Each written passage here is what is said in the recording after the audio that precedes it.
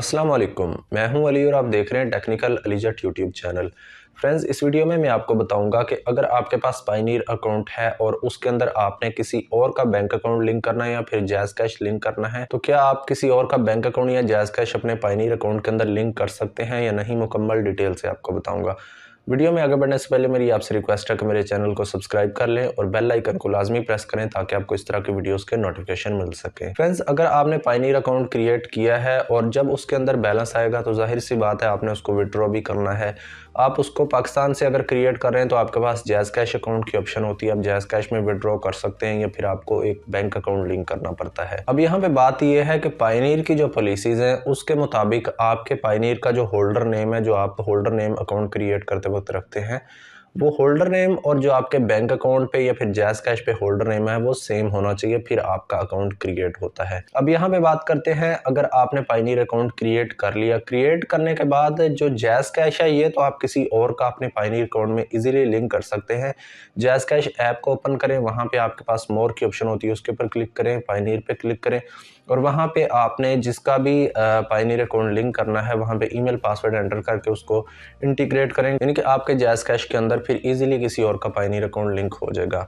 अब यहाँ पे ये तो आपकी कन्फ्यूजन क्लियर हो चुकी है कि अगर आपका पायनीर अकाउंट है और आपने किसी और के जैज़ कैश में लिंक करना है तो आप इजीली उसको अपने पायनीर का ईमेल पासवर्ड दे के उसके जैज़ कैश ऐप के अंदर लिंक कर सकते हैं।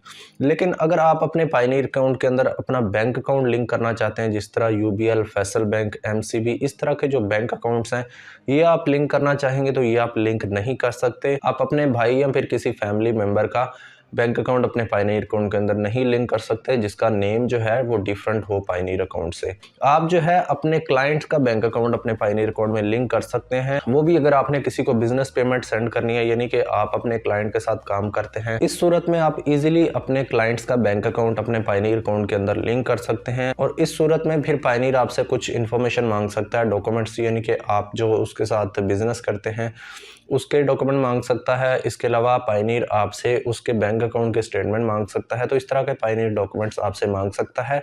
आपने जिसका बैंक अकाउंट लिंक करना है उसका आईडी कार्ड वगैरह भी आपसे पायनीर अकाउंट मांग सकता है।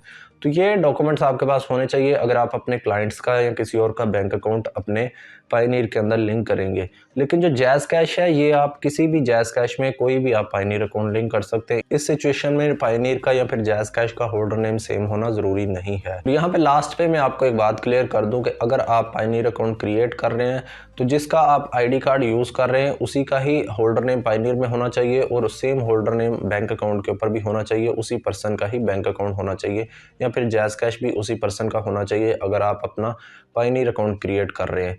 क्रिएट करने के बाद फिर आप किसी और का जैज़ कैश अपने पायनीर अकाउंट में जो है वो लिंक कर सकते हैं जैज़ कैश ऐप को यूज़ करते हुए।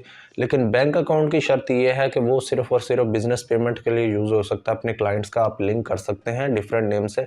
अगर आप सिंपली फंड्स विड्रॉ करने के लिए उसको अपने पायनीर में लिंक करेंगे तो वो अंडर रिव्यू में लटका रहेगा, वो अप्रूव नहीं होगा। आई होप आपको इस वीडियो में मुकम्मल डिटेल से इस टॉपिक की समझ आ चुकी है। अगर आपका इस टॉपिक से रिलेटेड कोई क्वेश्चन है तो आप कमेंट कर सकते हैं, मैं जल्द से जल्द आपको रिप्लाई करने की कोशिश करूंगा। अगर आपको वीडियो अच्छी लगी तो काइंडली इसको लाइक कर दें, चैनल को सब्सक्राइब कर दें। Thanks for watching.